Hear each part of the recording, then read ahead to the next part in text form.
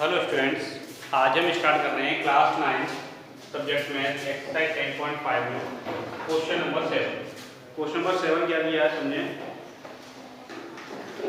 If diagonals of a cyclic quadrilateral are diameters of the circle, क्या कह रहा है कि जो डायगोनल्स हैं किसी भी क्वाड्रिलेटर के और वो क्वाड्रिलेटर आपका साइक्लिक, वो diameter of circle through the vertices of quadrilateral, जो वर्टिसेस से पास हो गए, prove that it is a rectangle. आपको प्रूव करना है कि ये एक रेक्टेंगल है, ये आपको प्रूव करना है।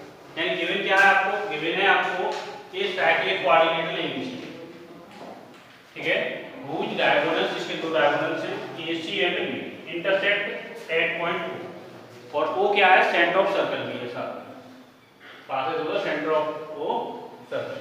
प्रूव क्या करना है आपको प्रूव करना है ABCD इज ए रेक्टेंगल। अब रेक्टेंगल क्या होता है, a diagonal which have opposite side parallel and equal and each angle 90 degree. ऐसा क्वाड्रिलेटर जिसका प्रत्येक एंगल तो 90 अंश का हो और जिसकी अपोजिट साइड इक्वल हो और पैरेलल हो, वो होता है आपका रेक्टेंगल। तो आपको क्या प्रूफ करना है, आपको प्रूफ करना है AB parallel CD and AB equal CD, ठीक है। दूसरी चीज आपको प्रूफ करनी है each angle A angle B angle C angle D 90 degree. तो देखिए प्रूफ इसका कैसे करेंगे हम।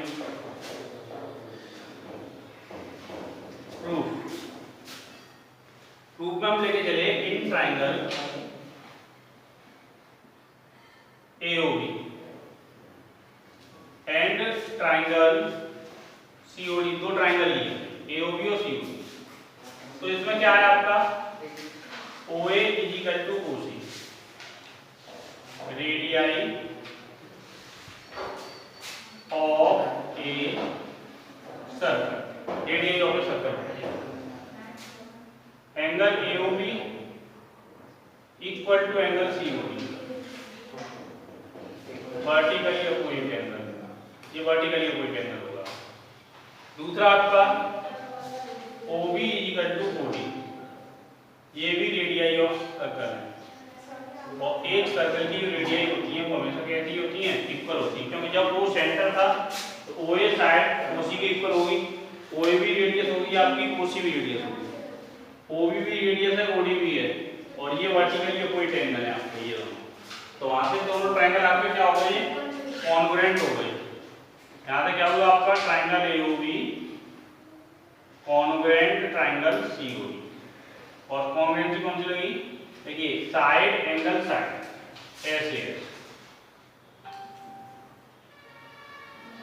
SAS congruency. जब दो ट्रायंगल कॉन्ग्रुएंट होते हैं तो उनका ईच पार्ट क्या होता है, इक्वल होता है।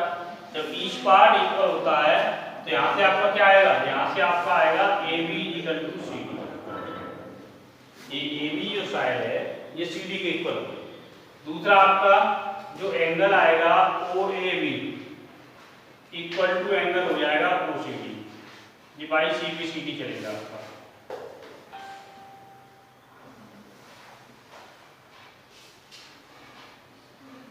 ये जो एंगल है ये एंगल इससे इक्वल हो जाएगा। इसका मतलब क्या है कि अगर हम देखें तो ये जो है एंगल CAB बन रहा है और इक्वल टू ये एंगल कौन सा बनेगा, ACB बनेगा, ACD। अब हम देखें ये दोनों एंगल कैसे बोले जाएंगे, अल्टरनेटिव एंगल बोले जाएंगे। ये अगर ये ट्रांसवर्सल है, AC ट्रांसवर्सल ले दोगे तो यहाँ से क्या हो जाएगा, यहाँ से आपका हो जाएगा AB पैरेलल CD। क्यों, क्योंकि because both angles are alternate interior angle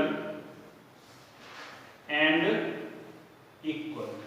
ये अल्टरनेट इंटीरियर एंगल और इक्वल है, इसलिए AB क्या हो जाएगा, पैरेलल हो जाएगा CD के। सिमिलरली इसी तरीके से क्या होगा, इसी तरीके से ये जो साइड थी आपकी BC जो है वो इक्वल हो जाएगी AB के, एंड BC जो है पैरेलल हो जाएगा AB। यहाँ से आपका क्या होगा, आप देखिए यहाँ पे हमने ये साइड इस साइड के पैरेलल दिखा दी, इक्वल दिखा दी, ये साइड इस साइड के पैरेलल दिखा दी, इक्वल दिखा दी। तो it means that it is a parallelogram. तो ये क्या इंप्लाई करेगा, ये इंप्लाई करेगा quadrilateral ABCD is a parallelogram. ये पैरेललोग्राम हो गया। अब आपको क्या प्रूफ करना है, आपको ईच एंगल 90 डिग्री प्रूफ करना है। देखिए आप जानते हैं AC क्या है, डायमीटर ऑफ सर्कल है। इसका मतलब ये जो एंगल बना, एंगल ABC कहाँ बनेगा आपका, सेमी सर्कल में बनेगा। और एंगल इन सेमी सर्कल कितना होता है आपका, 90 डिग्री होता है, इसलिए एंगल हो जाएगा 90 डिग्री। सिमिलरली उसी तरीके से ये भी होगा आपका। तो आपको क्या लिखना है, since AC is diameter of circle, ये डायमीटर ऑफ सर्कल है, therefore angle ABC equal to 90 degree and angle ADC equal to 90 degree. Angle in semicircle, angle in semicircle, semicircle में जो angle बनता है वो 90 degree होता है। तो देखो जब ये 90 डिग्री है दोनों, इसी टाइप से आपको देखें ये भी आपका डायगोनल था, तो वहां से ये एंगल भी 90 होगा और ये एंगल भी आपका 90 होगा। तो सिमिलरली आप क्या दिखा सकते हैं, angle BAB is equal to 90 and angle BCD is equal to 90। अब देखिए इस रेक्टेंगल की बात कर रहे हैं हमारे ABCD रेक्टेंगल की, जिसमें क्या हुआ, हमारी अपोजिट साइड पैरेलल इक्वल है, इसलिए पैरेललोग्राम बन गया था। ईच एंगल 90 आ गया, तो इससे क्या होगा, ये रेक्टेंगल हो जाएगा। तो इन पैरेललोग्राम और इन क्वाड्रिलेटरल ABCD, जो क्वाड्रिलेटरल ABCD है उसमें क्या है आपका, AB जो है इक्वल है AB DC के इक्वल है, BC आपका AD के इक्वल है, ठीक है। और ईच जो एंगल है आपके A equal to B equal to C equal to D, ये सब आपके 90 डिग्री हैं, ये प्रूफ कर चुके आप। तो ये क्या इंप्लाई करेगा, इंप्लाई करेगा quadrilateral ABCD is a rectangle, ये एक रेक्टेंगल होगा, हेंस प्रूफ। यही आपको प्रूफ करना है, यही आपको प्रूफ करना है कि ये एक रेक्टेंगल है। ओके स्टूडेंट्स,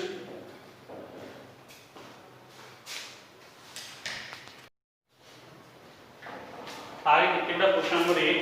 क्वेश्चन नंबर 1 क्या दिया, if the non parallel side of a trapezium are equal, एक ये ट्रेपेजियम दिया इन्होंने ABCD, इसमें AB जो है पैरेलल है DC के, और ये साइड जो AD और BC नॉन पैरेलल है, नॉन पैरेलल साइड तो ये इक्वल है, ठीक है। Prove that it is a cycle, तो आपको प्रूव करना है कि ये साइकिल क्वाड्रिलेटरल है। तो गिवन क्या होगा आपको, ABCD ये ट्रेपेजियम, एक तो ये ट्रेपेजियम है, एलिमेंट जिसमें AB parallel DC and AD equal to BC, ये आपको गिवन। टू प्रूव क्या करना है, टू प्रूव करना है quadrilateral ABCD is A trapezium, ये आपको प्रूव करना है, ठीक है। हमने इसमें कंसीडर किया, क्या किया, हमने ड्रॉ किया DL perpendicular AB and CM perpendicular AB, ये हमने यहाँ पर ड्रॉ कर दिया।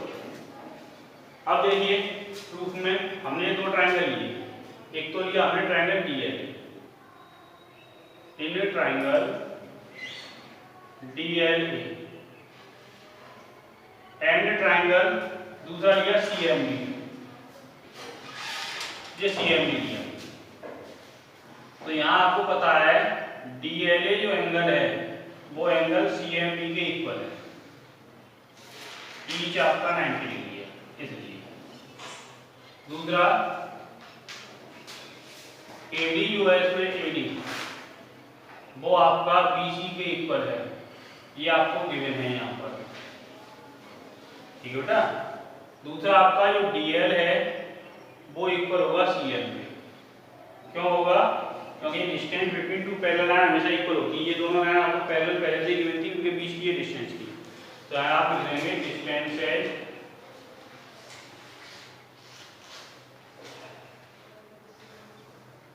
Between two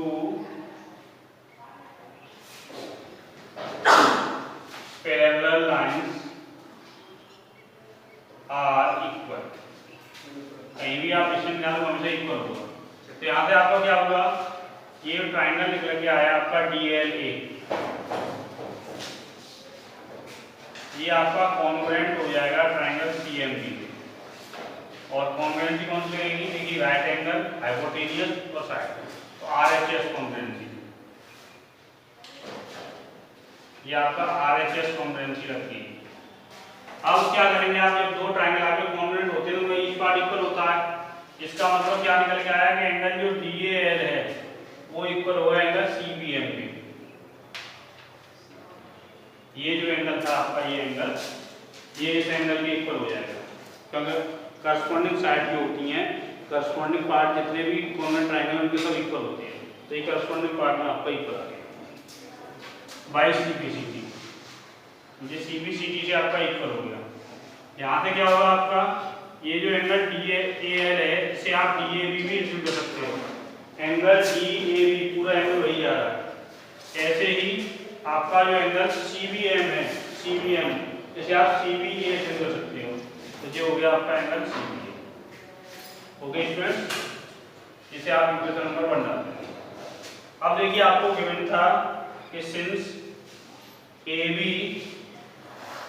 parallel DC and हमने लिया AD ट्रांसवर्सल, AD जो है आपका वो ट्रांसवर्सल है, तो जब दो लाइन पैरेलल जा रही होती हैं आपकी और एक ट्रांसवर्सल लाइन को कट करती है तो कोई एंगल का सम हमेशा 180 डिग्री होता है, इसलिए एंगल D और एंगल E का सम जो होगा वो 180 डिग्री होगा।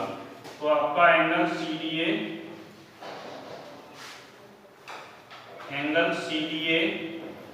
Plus angle DAB is equal to 180 degree, sum of co interior corresponding interior angle बोले जाते हैं, co interior angles, co interior angle का सम जो होगा वो 180 डिग्री हो जाएगा।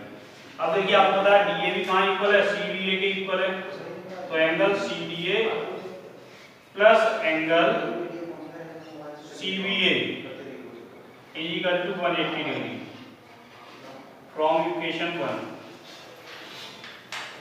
हमने इक्वेशन 1 से क्या किया, यहाँ वैल्यू पुट कर दी, जो DAB था DAB CBA के इक्वल था, तो DAB की जगह पर CBA। अब देखें आप CDA एंगल कौन सा है, CDA एंगल पूरा ये एंगल देखो CDE, दूसरा एंगल कौन सा CBA एंगल पूरा ये वाला एंगल।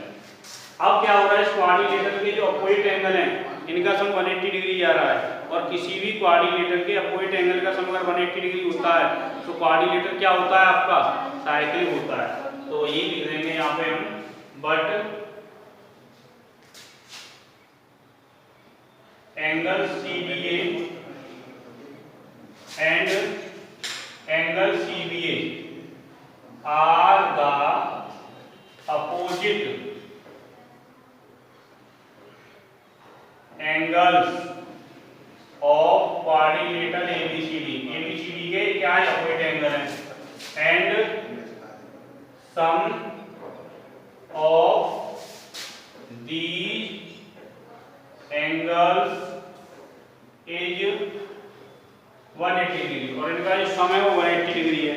तो ये प्राइस क्या करेगा आपको, ये प्राइस करेगा quadrilateral ABCD is a cyclic, ये आपका साइक्लिक है, ये प्रूव करेगा, और यही आपको प्रूव करना था, तो हेंस प्रूव, ये आपका प्रूव। बताइए कोई प्रॉब्लम?